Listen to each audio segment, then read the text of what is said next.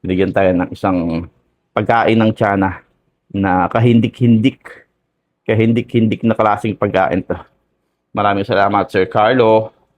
Oy, fish keeper, puso'y nasa tubig.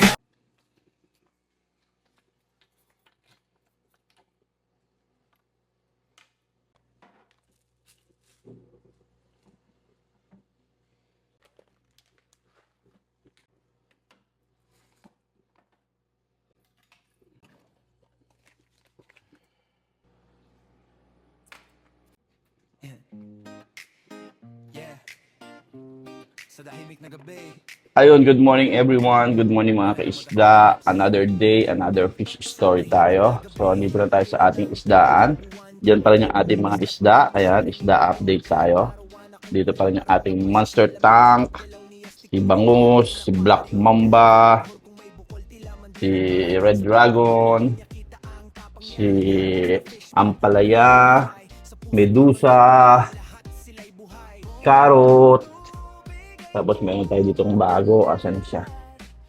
Wala. Nawawala. Nagtatago lang siguro doon sa bato. Stress pa yon. Hindi pa natin siya pwedeng pakainin ngayon. Tapos yung ating bagong Aurante kahapon na tiyana is nilipat na natin dito. Nasa 20 gallon tank na siya. Ayan o. Angas na niya agad o. Borma na niya. Hindi natin siya pinakain kahapon.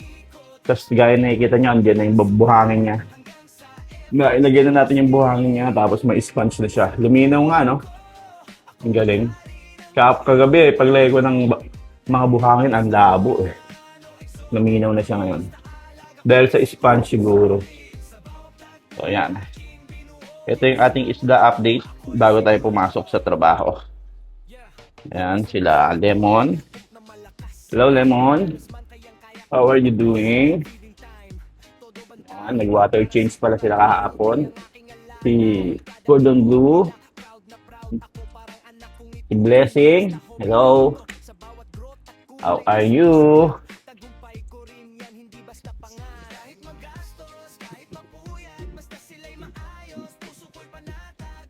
Red Dragon.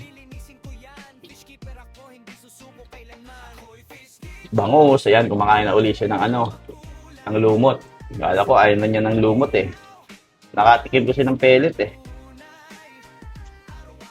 Ayan yung itsura nila pag walang ilaw. Gwapo pa rin si Red Dragon, no? Kahit walang ilaw.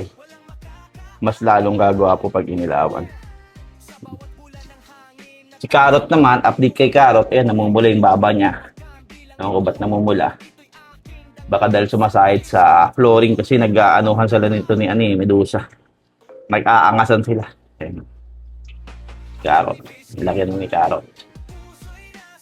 Si Medusa, ito malaki na rin. Nagre-red lips siya. Red lips. Madilim kaya. Ayan. Si Medusa, nagre-red lips na rin. Side view. Tapos si Ampalaya, ayan, red lips din. Tapos yung cock niya, monster pa rin. Cockster to eh, si Ampalaya. Kita nyo, liit pa lang. 2 inch pa lang siya. Laki na ng cock. Itong Aurante natin, ayan, siga na siya. Sigang Aurante, anong pangalan? Wala pang pangalan po si Aurante natin. Itong na yan, hindi kumain kahapon yan. Kaya galit na yung mukha. Para palang siyang butike, oh. Mukha palang butike yung mukha niya. So, ayun mga kaisda. Ayun yung ating latest update sa ating palaisdaan dito sa ating bahay. Meron tayong bago. Si Aurante Tiyana. So, magpapakain na tayo. Ito yung pang flower horn, pang arowana, pang Indo Tiger. Tapos, kunin natin to. Ito yung pang tiyana natin. Ayan. Gento Deep Blue. Binigay lang to ni Sir Carlo. Ayan, shoutout sa iyo, Sir Carlo. Maraming salamat. Binigyan tayo ng isang pagkain ng tiyana na kahindik-hindik na klaseng pagkain to. Maraming salamat, Sir Carlo.